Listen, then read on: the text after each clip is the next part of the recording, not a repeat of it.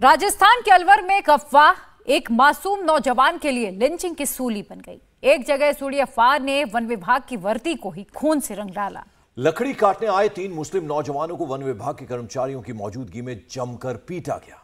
आरोप है कि ग्रामीणों से यह कहकर मदद मांगी गई कि गोवंश के तस्कर भाग रहे हैं, मगर जब तक मामला समझ में आता एक नौजवान की जान जा चुकी थी। पुलिस ने इस मामले में वन विभाग की गाड़ी जब्त की है। वन विभाग के 3 गार्ड्स हिरासत में भी हैं।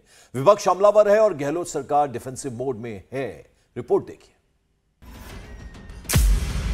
सोती गहलोत सरकार, लिंचिंग के शिकार मुसलमान।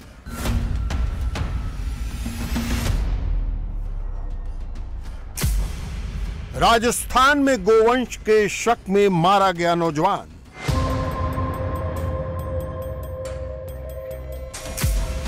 पीपल की लकड़ी काटने गया और गंवा बैठा जान।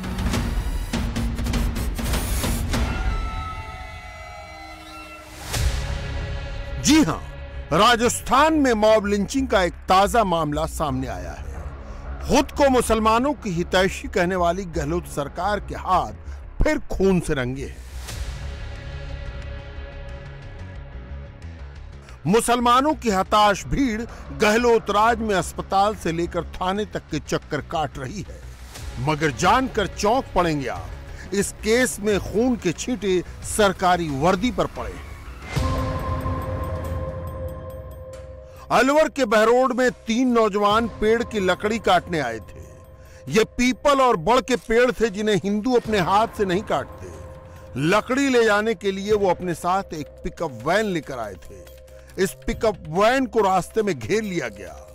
हमारी टीम उस जगह भी पहुंची जहां ये पूरा वाकया अंजाम दिया गया। राजस्थान के कोटपुतली जिले के हरसौरा थाने के नागौर जो गांव है, यहां पर एक गाड़ी को रोका गया। उसमें वसीम नाम का शख्स था, 2 और उसके साथ लोग थे, जिनके ऊपर ये आरोप था कि वो गांव के अंदर जो फॉरेस्ट एरिया है वहां पर लकड़ी काट रहे हैं। जिसके बाद फॉरेस्ट की गाड़ियों ने उन्हें फॉलो किया और ये जो आप स्पॉट देख रहे हैं, इसी स्पॉट पर ये यहाँ का जो एक नागौल यहाँ का गांव है और यहां पर जैसे ही इनकी गाड़ी पहुंचती है, वसीम अपनी पिकअप गाड़ी को लेकर पहुंचता है जिसमें लकड़ियां रखी हुई थी। यहां पर पहले से जो फॉरेस्ट की गाड़ी उन्हें फॉलो कर रही थी वो एक उन्हें इंफॉर्मेशन दे देती है कि आगे क्रेन लगा दी जाए। जहां पर इस वक्त पुलिस इन्वेस्टिगेशन कर रही है। पुलिस के लोग हरसौरा थाने के यहां पर मौजूद हैं जो अभी घटना स्थल का जायजा ले रहे हैं। यहां पर पहले से एक क्रेन खड़ी कर दी जाती है, रास्ते को ब्लॉक कर दिया जाता है और सामने की तरफ जो आप रास्ता देख रहे हैं, सामने की तरफ से हरसौरा थाना होते हुए जो पिकअप गाड़ी थी जिसमें वसीम और उसके 2 साथी मौजूद थे, वो अपनी गाड़ी को लेकर आगे से जैसे ही यहां पर पहुंचते हैं, नागौल ये गांव है, यहां पर पहुंचते ही एक जेसीबी मशीन पहले से यहां पर लगा दी जाती है और उसके बाद ये आरोप है कि जो वन विभाग की गाड़ी थी उसमें से काफी लोग उतरते हैं, साथ ही जो यहां पर जेसीबी लगी हुई थी उसमें से काफी लोग उतरते हैं और वो वसीम और उसके साथियों पर हमला शुरू कर देते हैं, मारपीट शुरू कर देते हैं और तभी कोई शख्स वसीम के ऊपर धारदार हथियार से हमला करता है जिसमें वसीम के पेट में काफी ज्यादा चोट आती है और उसकी मौत हो जाती है। तीनों मुस्लिम नौजवानों को भीड़ ने जमकर पीटा। पिटाई से तीनों गंभीर रूप से घायल हो गए। उन्हें कोटपुतली बीडीएम जिला अस्पताल में भर्ती करवाया गया, जहां वसीम नाम के नौजवान की मौत हो गई। आरोप है कि हमलावर वन विभाग की गाड़ियों में भरकर आए थे। वसीम पेड़ों की लकड़ी बेचने का काम करता था। 2 दिन पहले ही वसीम ने रामपुर में पेड़ खरीदा था। खरीदा पेड़ काटने के लिए ही वो रामपुर गया था। पेड़ की लकड़ी कटवाकर तीनों वापस आ रहे थे। नरोला के पास उन्हें रोका गया और पिटाई शुरू हो गई। गोवंश को लेकर ऐसी घटनाएं राजस्थान में होती रही हैं, मगर वसीम के दादा का कहना है कि इस बार तो उन्हें बुलाकर फंसा दिया गया। इन लोगों ने क्या है कि राजी से ही पेड़ खरीदा था। कोई मकान के सामने पेड़ कोई खड़ा था, उनको वो तकलीफ दे रहा था, उन्हें राजी से 10,000 में वो बेचा था, तो वो बेच दिया। इन्होंने वो काट लिया, काट के उसको कंप्लीट कर लिया। तो ये उसको भरने के लिए, ले जाने के लिए गाड़ी ले गए थे पिकअप। तो वैसे यहाँ डीएफओ और जो कोई रेंजर कोई होता है जो वन विभाग का, उनसे भी इन्होंने सहमति ली थी और उनको भी इन्होंने पैसे दिए थे, जैसे देते हैं जैसे मंथली टाइप का। तो ये उनको भरने के लिए गए तो वहाँ वो कुछ गांव वाले बोले कि भाई ऐसे ऐसे यहाँ रेंजर फॉरेस्ट राउंड मार रहे हैं, कहीं ऐसा ना हो तुम्हारी ये माल को पकड़ लें और पर्ची काट दें। लाख रुपए से कम पर्ची काटते हैं ये लोग। तो ये उस बात से डर के कि चलो कोई बात नहीं, इसको कल भर ले जाएंगे हम, अगर ऐसा है तो हम अपने घर चले जाते हैं। तो ये ऐसे अपने खाली गाड़ी लेकर के घर वापस चल दिए। तो पीछे से यानी कि वन विभाग वालों ने गाड़ी लगा दी। तो इनको फिर ये आशंका रही कि कहीं ये खाली गाड़ी की बिना पर्ची काट दे वहाँ। तो ये ऐसे चलते रहे।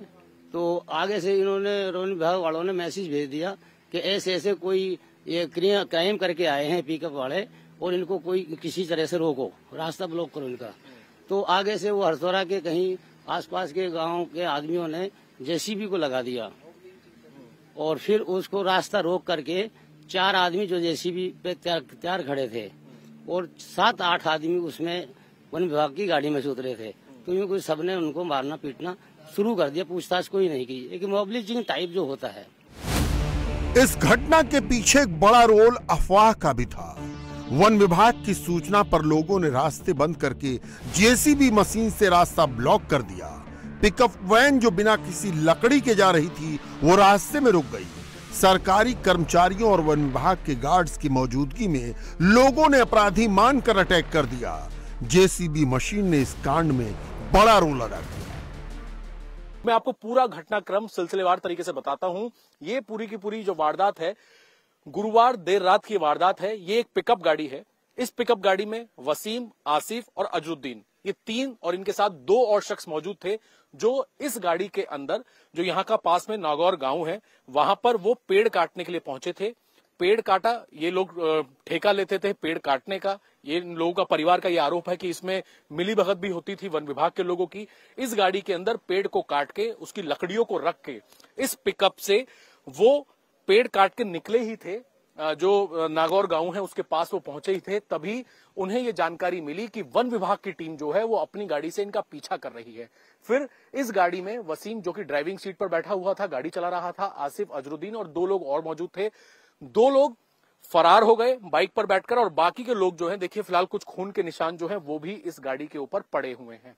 ये लोग जैसे ही नागौरा, जो यहाँ का गांव पड़ता है थाने के बेहद नजदीक, गाड़ी जैसे ही वहां पर पहुंचती है, वन विभाग के लोग पहले से गांव के लोगों को इंफॉर्मेशन दे देते हैं कि एक गाड़ी आ रही है, और सरपंच के मुताबिक इस तरह की इंफॉर्मेशन दी जाती है कि कुछ लोग गौवंश लेकर जा रहे हैं।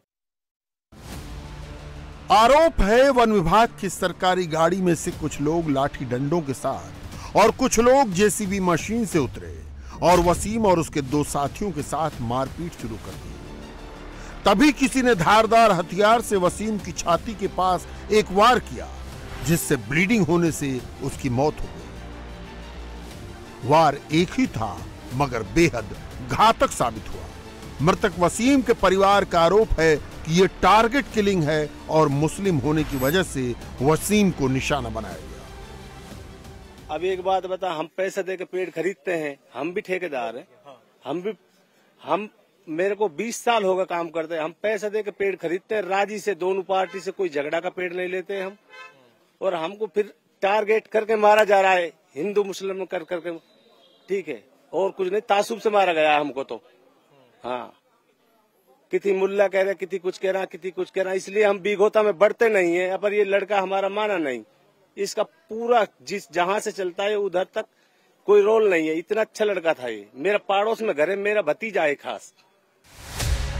हालांकि पुलिस की सफाई है कि यह मॉब लिंचिंग नहीं है, मगर तस्वीर का दूसरा पहलू यह है कि 4 आरोपियों में 3 वन विभाग के गार्ड हैं।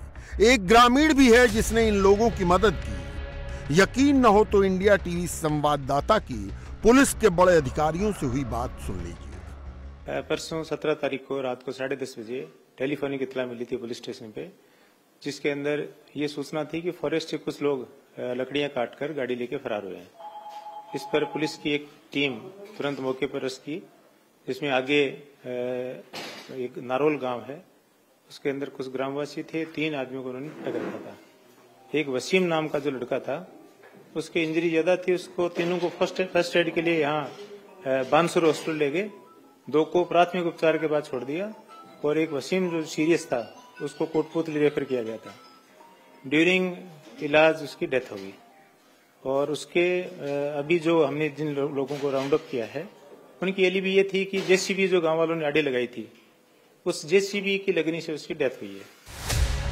हमने मारे गए युवक वसीम के साथ मौजूद रहे दोनों लड़कों आसिफ और अजहरुद्दीन से भी बात की। उन्होंने भी पूरा दोष वन विभाग के कर्मचारियों पर ही लगाया।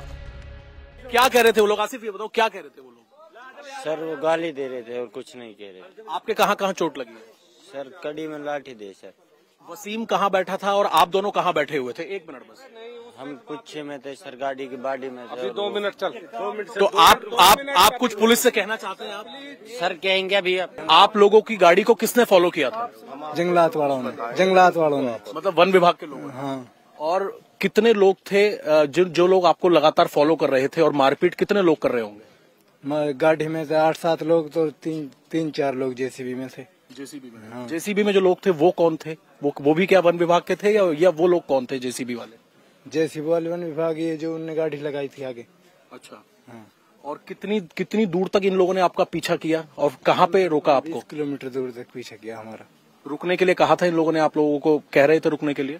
हाँ। उनके पास हथियार भी थे क्या? किस तरीके से आप लोगों के ऊपर हमला किया, ये बताइए।